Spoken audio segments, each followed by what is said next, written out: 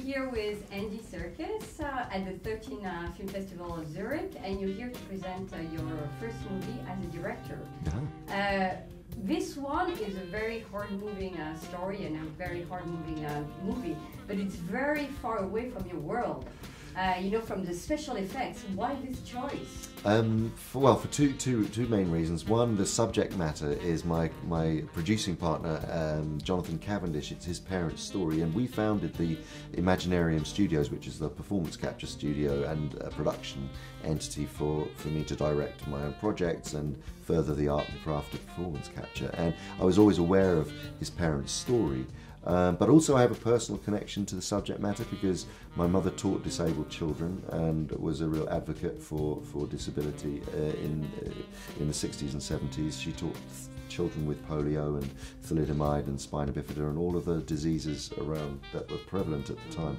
And also my sister is a multiple sclerosis sufferer and is in a wheelchair. So I had personal connections to wanting to tell a story about these two people who were pioneers of their time in terms of you know, the attitude towards disability and actually physically living with a very severe disability outside of the hospital system in a time when nobody had ever done it before. So the aspect of pioneering was very interesting to me.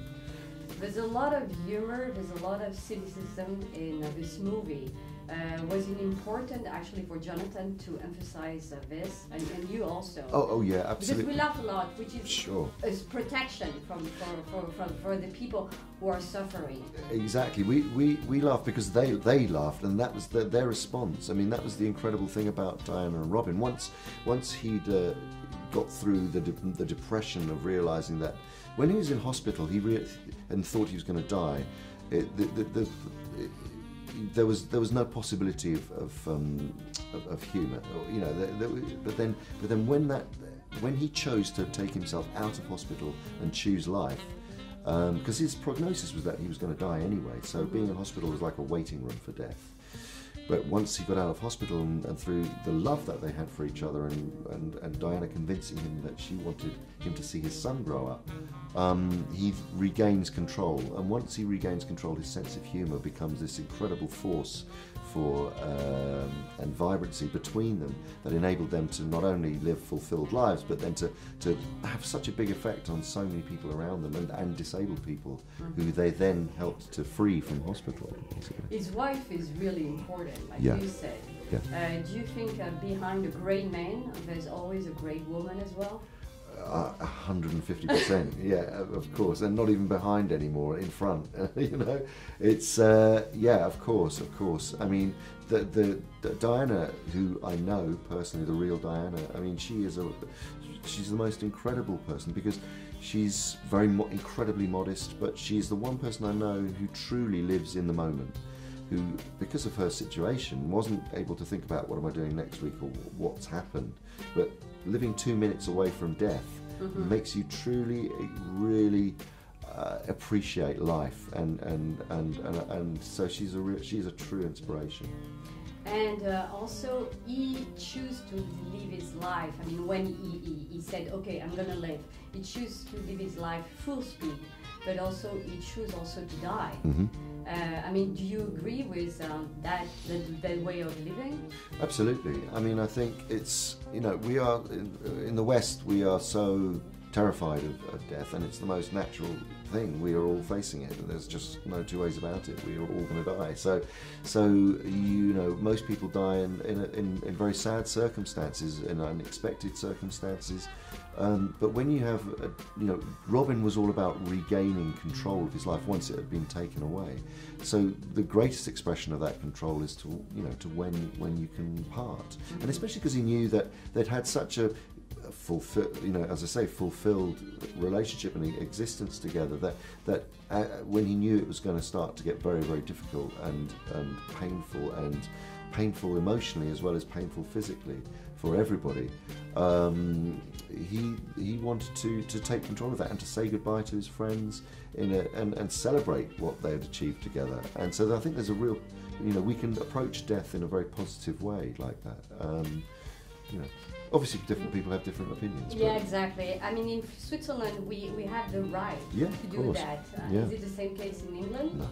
Not at No, all. absolutely not. No, and nor in the United States. I mean, it will be.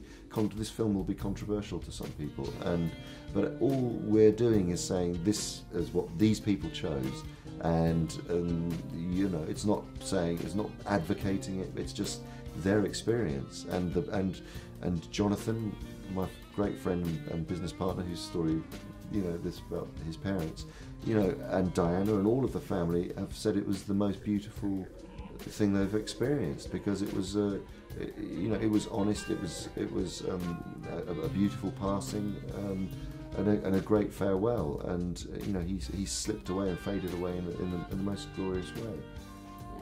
And was it your choice, or Jonathan, or both of you, to pick Andrew to portray his father? Both of us.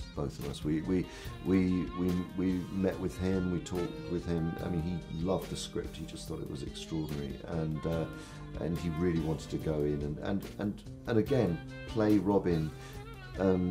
You know, actors, if they get a part like this wrong, they can make it very sentimental. They can make it, you want to pity the character, and he did the opposite. Exactly. You know, and that was Robin, and that's why we chose him, because we knew that he would do that. And Claire, you know, is just extraordinary as Diana, and again, you know, she has this strength, this sort of just doesn't suffer fools, very straight down the line. This is her as a person, and she has a great sense of humour, and but underneath that, she's capable of this enormous amount of emotion, but she keeps it buttoned down, you know, and that allows the audience to feel. Yeah, I did. What's so you're hooked now with directing? I've been hooked for a long time, a long time. I mean, I directed the second unit on the Hobbit trilogy for Peter Jackson. He gave me that incredible opportunity, and then I'd actually.